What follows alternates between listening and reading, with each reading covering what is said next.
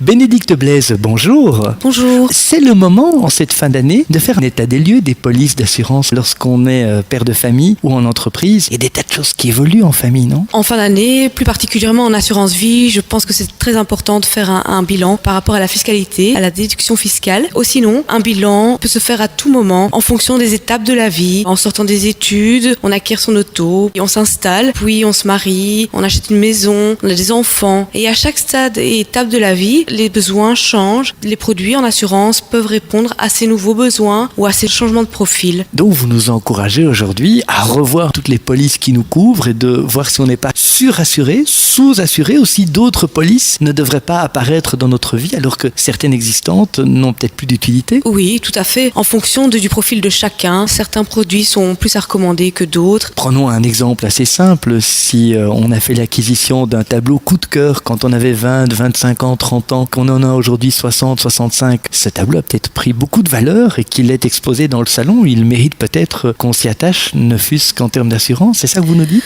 Oui, parce que dans des polices classiques incendie, les objets de valeur ne sont pas systématiquement couverts. Il faut être vraiment vigilant. Et si le tableau a atteint une valeur plus élevée ou particulièrement élevée, il est vivement recommandé peut-être même de le faire expertiser. Ça, c'est pour le côté plus familial. Pour le côté plus professionnel, les entreprises grandissent et sont peut-être et souvent sous-assurées lorsqu'elles grandissent. Où on n'a pas connaissance des dernières données exactes de stock, d'inventaire. Vous savez, en tant qu'indépendant, on a parfois le nez dans le guidon, même souvent. Il est temps de s'arrêter pour faire le point, c'est ça que vous nous dites. Voilà. Et peut-être profiter de l'entre-deux fêtes, entre Noël et Nouvel An, pour faire un peu le point de la situation. Oui, et nous sommes là pour aider les indépendants, entrepreneurs, à les conseiller Et à faire le point, bon surtout. choix Mais au niveau évidemment. de leurs assurances. Demain, c'est Saint-Nicolas. Alors, s'il se présente chez vous, Saint-Nicolas, vous êtes prêt à l'assurer?